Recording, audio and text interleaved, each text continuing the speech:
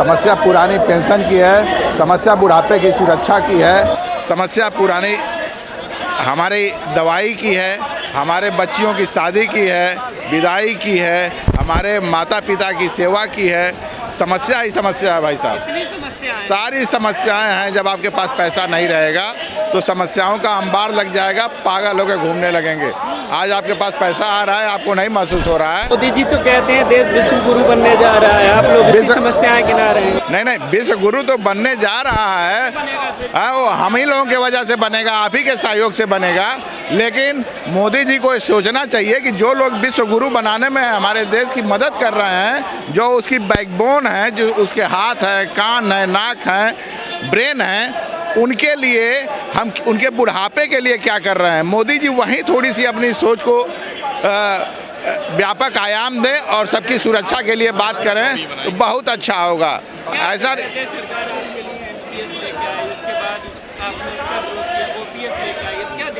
UPS तो NPS से भी बहुत बेकार है। अभी एनपीएस के बारे यूपीएस के बारे में आप थोड़ा सा उसको पढ़ लीजिए, देख लीजिए, समझ लीजिए। उसको 97% लोगों ने नकार दिया है। वो सेवा सुरक्षा अब हमारे पास नहीं है।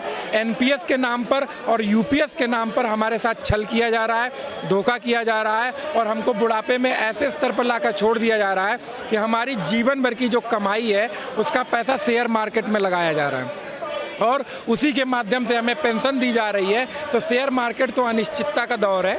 आप देख रहे हैं कि शेयर मार्केट पूरा गिर चुका है। अगर हमारा पैसा शेयर मार्केट में लगा होगा और हम जब बुढ़ापे में रिटायर हो जाएंगे और शेयर मार्केट डूब जाएगा तो हमको क्या मिलेगा। यानी पूरा अनिश्चित है माहौल। इसलिए हम चाहते हैं कि सरकार हमको पुनः पुरानी पेंशन बहाल करके दे। आप लोगों ने पहले एनपीएस का विरोध किया, उसके बाद यूपीएस लेके आए। जब सरकार ये नई स्कीम बनाती है तो आपके जो यूनियन है, उनके लीडर्स हैं, उन लोगों से बात नहीं करती है कि नहीं आपको भरोसे में लेकर के योजनाएं नहीं बनाई जाती आपके। ऐसा है, सरकार जो है उन यूनियन को अपने भरोसे में लेती है जो उनके दरबारी संगठन है।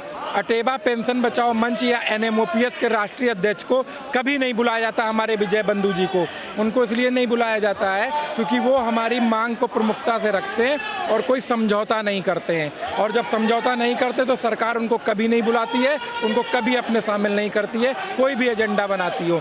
इसलिए जो एनपीएस है और यूपीएस है उसके लिए अटेवा को कभी भरोसे में नहीं लिया गया है। सरकार अपने विकास का आकलन चुनाव से करती है। कहते हैं कि हम चुनाव दर चुनाव जीत रहे हैं, जनता खुद से थोड़े से लोग हैं ये विरोध करते हैं। देखिए, सरकार चुनाव कैसे जीत रही है इस पर बहुत बड़ा प्रश्न चिन्ह लग चुका है। इलेक्शन कमीशन जवाब नहीं दे पा रहा है। एसआईआर के नाम पर बहुत सारी समस्याएं हैं जिनका वो समाधान नहीं कर पा रहे हैं। बिहार चुनाव में जाने कितने आरोप विपक्षी पार्टियों ने लगाए हैं, निर्वाचन आयोग के पास उसके पास कोई जवाब नहीं है। तो ये नहीं कहा सकता है कि जो चुनाव जीत रहा है वो 100% सही है।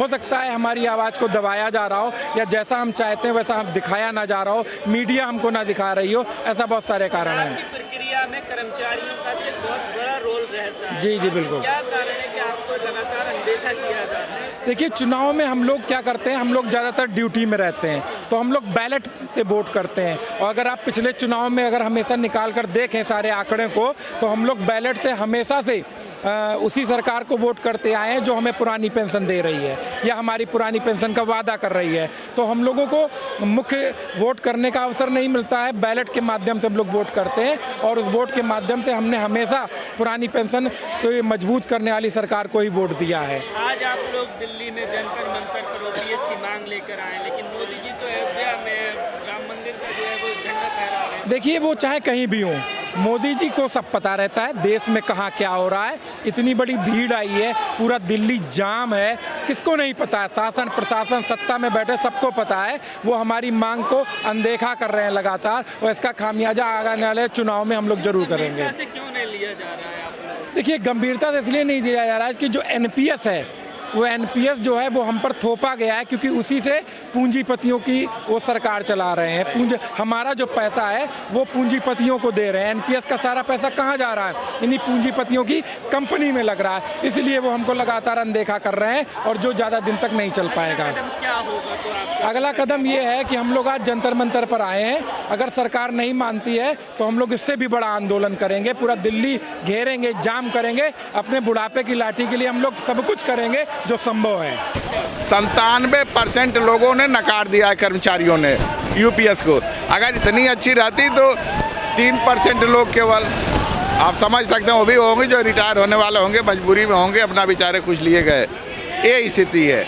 हम ये नहीं कह सकते कि हमारे पास धन की कमी है, हमारे पास धन बहुत है, धन का बहाना नहीं बना सकते। आप देख नहीं रहे हैं क्या, हर चीज़ तो हो रहा है, चुनाव आ रहे हैं तो हर चीज़ होने लग रहा है, तो चुनाव वाले के अलावा भी हो रहा है, लेकिन अपने कर्मचारियों के लिए धन कहाँ से आड़े आ जा रहा है भैया।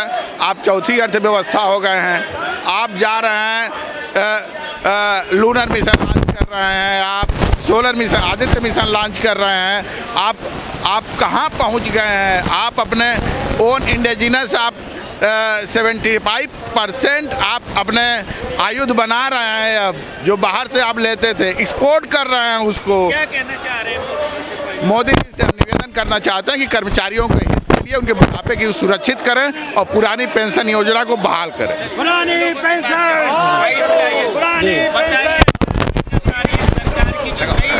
ऐसा करना आ जाए भैया।